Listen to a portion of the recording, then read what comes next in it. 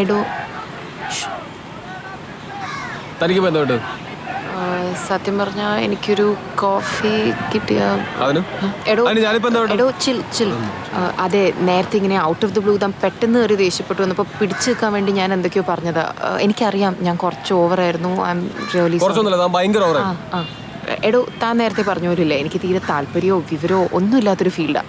കൂടെ കണ്ട് ഫ്രണ്ടില്ലേ അവൾ പിടിച്ച് കയറ്റിയതാ. എന്നിട്ട് ട്രെയിൻ മിസ്സാവും എന്ന് പറഞ്ഞ് അവൾ പോവുകയും ചെയ്തു. സത്യമായിട്ടും ഇനി മേലെ ഞാൻ റിപ്പീറ്റ് ചെയ്യത്തില്ല.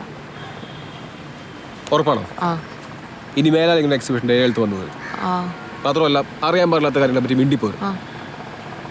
ഇത് രണ്ടും ഓക്കെയാണെങ്കിൽ വേണേ കാപ്പി പിടിക്കാൻ പോവാം.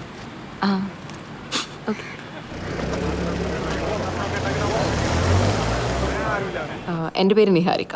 ക്ലോസ് ആയിട്ടുള്ളവർ നിഹ എന്ന് വിളിക്കും. ഇവിടെ ഒരു റിസർച്ചും പരിപാടിയൊക്കെ ആയിട്ടാണ്. ലൂക്ക. ക്ലോസ് ആയവരും ക്ലോസ് അല്ലാത്തവരൊക്കെ അങ്ങനെ തന്നെ വിളിക്കാം.